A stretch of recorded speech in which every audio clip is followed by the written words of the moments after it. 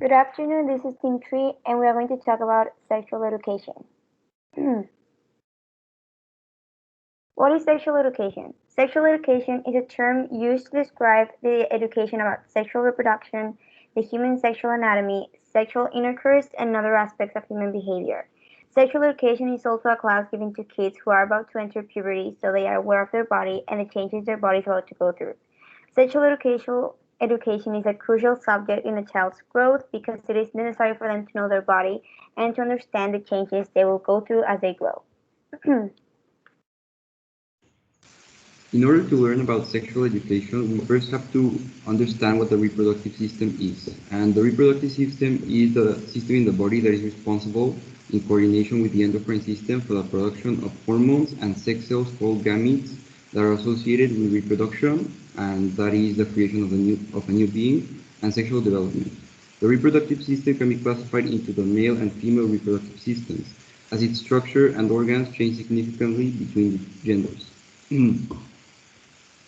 And here are the main parts of the male and female reproductive systems. For the male reproductive system, we have the penis, which is the organ which acts as the copulatory, which deposits the sperm in the vagina during intercourse. And the testicles that produce male sex hormones such as testosterone, and sperm, which is a male reproductive cell. And for the female reproductive system, we have the vagina, which acts as the birth canal during labor and is the organ that receives sperm in order to fertilize the egg or ovum. The uterus, it functions as the organ where implantation of the fertilized ovum occurs, allowing pregnancy to take place. And finally, the ovaries, which are the organs that produce female sex hormones such as estrogen and progesterone, as well as eggs, which are the female reproductive cell.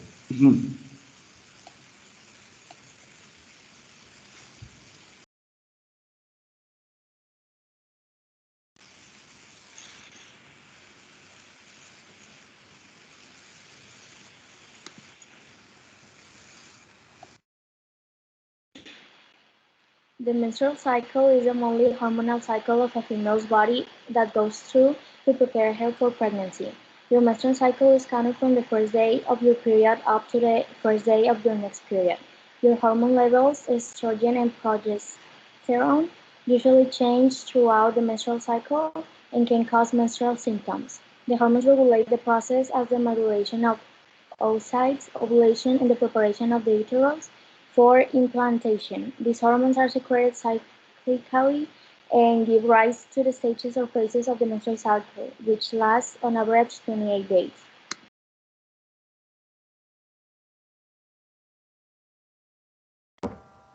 Menstrual phase. Day 1 is the beginning of menstruation. The functional layer of endometrium is detached and bleeding occurs. This stage lasts 1 to 5 days. Pre-ovulatory phase goes from the end of menstruation to ovulation. One of the follicles and a single ovary will complete maturation and be ready to locate to be ovulated. Ovulation. The peak of estrogen production triggers in the pituitary gland the production of luteinizing hormone. This promotes the rupture of mature ovarian follicle and releases the oocyte. This is the middle of the menstrual cycle. Postovulatory phase. The ovarian follicle from which the oocyte was released presents a small hemorrhage, and the cells that comprise it are organized, giving origin to the corpus luteum, and begin to produce progesterone and estrogen.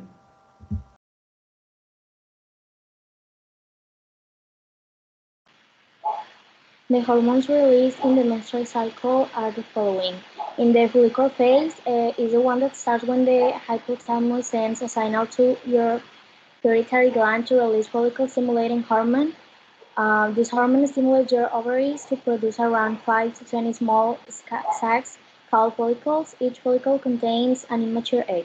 In the ovulation phase, rising estrogen levels during the follicular phase trigger your pituitary gland to release luteinizing hormone, which starts in the process of the ovulation.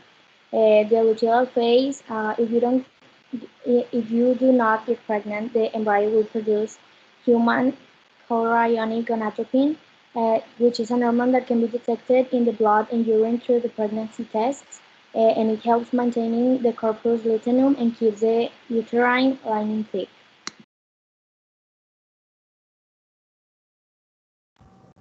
More on the follicular phase. The follicular phase is a phase of the menstrual cycle in which follicles in the ovary mature, ending with ovulation. The main hormone controlling this stage is estradiol. During the follicular phase, follicle-stimulating hormone is secreted by the anterior pituitary gland. FSH levels begin to rise in the last few days of the previous menstrual cycle and peak during the first week of the follicular phase. The rise in FSH levels recruits 5 to 7 tertiary stage ovarian follicles for entry into the menstrual cycle. These follicles compete with each other for dominance.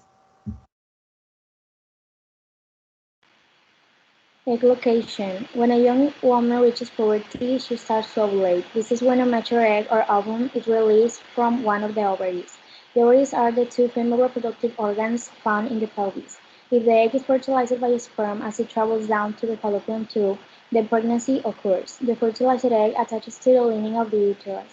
The placenta then develops. The placenta transfers nutrition and oxygen to the fetus from mother.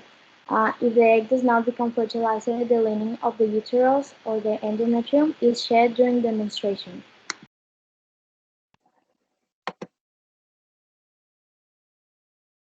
Okay, now that we've seen a lot of the sexual and reproductive organs, let's talk about conceptive methods. The conceptive methods are methods used in case you don't want to get a child, for example, or to prevent diseases. There are various causes with which you may use them, but they are very useful. So let's talk about some of them. We have three kinds: physical, chemical, and partial abstinence. The most recommended ones are the physical ones because they do not have any bad effect on you and have a good accuracy, which are barrier, IUD, and surgical sterilization. Barrier means condoms, which are physically, as they say, barriers of latex that are used during relationships to stop sperm to enter the uterus and begin fertilization. The IUD are the intrauterine devices, and surgical sterilization is just cutting the path for the sexual cells. The chemical ones are less recommended because they have side effects and they are hormonal and spermicides. Both are very effective, but as I said, they may alter the menstrual cycle or fertility, so not that recommended.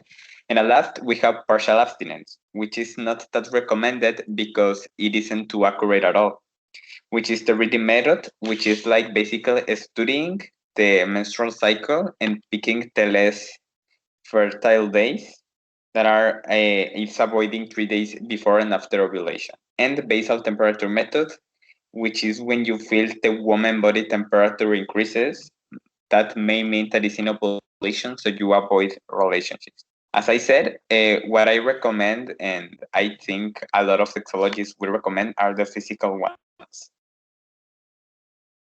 Advantages of physical methods. They are accessible. You can find them in the pharmacy at a reasonable price, and they do not need medical approval. They can be used in on the time. The condom doesn't need previous notice. You can use it as just before the act. And condoms protect against STDs. They are the only contraceptives that do it.